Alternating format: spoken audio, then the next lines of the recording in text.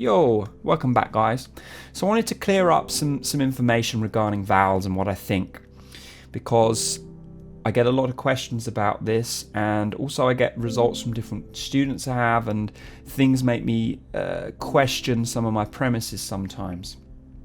Now, a lot of the thing is with singing is that certain rules apply at certain stages that do not apply at later stages.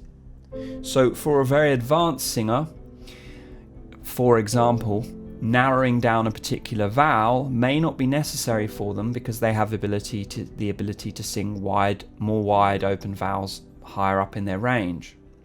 Whereas for a more intermediate singer, the information may be better to get them to narrow it down and adjust the vowel slightly to keep it balanced.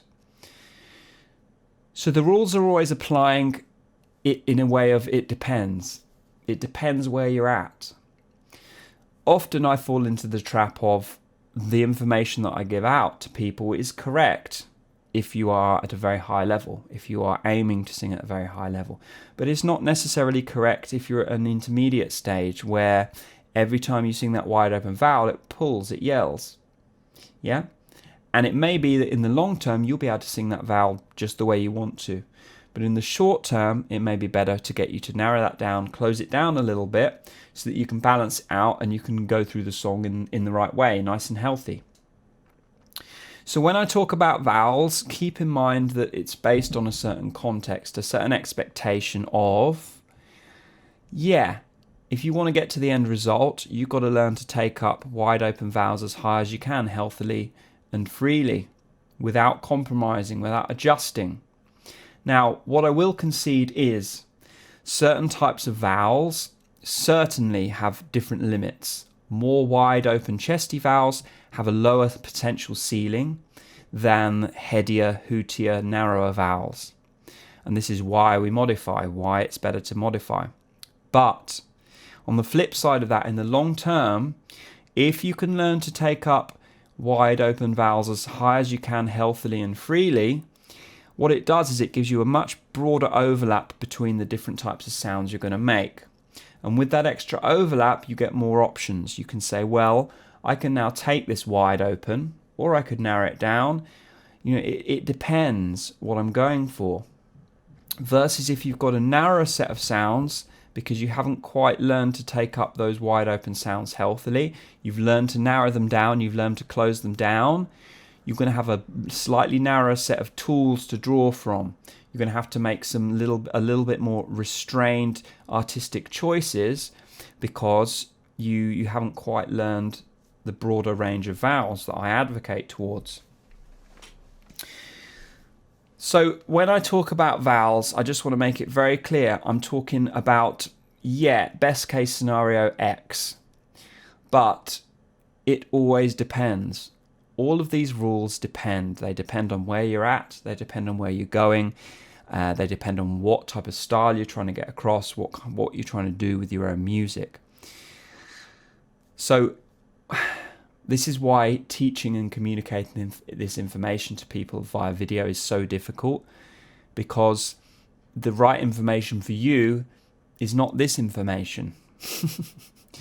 It's not the information of just sing wide open and take that up freely. It's the information of, you've got to narrow it down because you're yelling and you're pulling.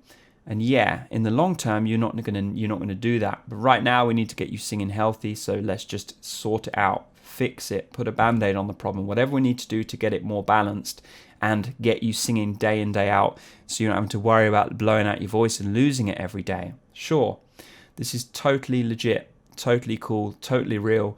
I 100% advocate for this.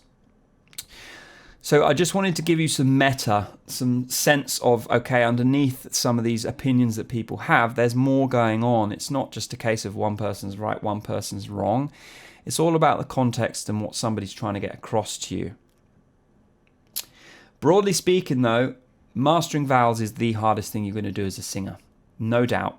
It's very hard. If I think back to singing high, singing on different compression levels, I kind of got that relatively quick.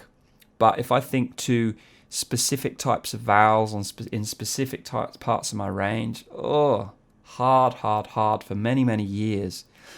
E's, for example, and oohs in full voice up through the bridge can be killer for people. And it's only through a lot of repetition and work and developing the skills over a long period that you're really going to master those types of vowels. And this is why it's tricky, because if you want results sooner, often it's better just to open it up a little bit. But if you want to sing pure, and like a lot of the naturals do, they sing pure further, they've got broader boundaries typically, you've got to figure out, how do I get that full voice E high? And it's hard. It's very, very hard. The solution is, a lot of the time, and how I figured out is, you've got to hold on like hell to something whilst keeping everything else relaxed and loose. And that's the challenge. And Brett Manning calls this holding on and letting go at the same time. And what I found with certain vowels is you got to hold on like mad to keep it in the same spot, and just to keep it balanced.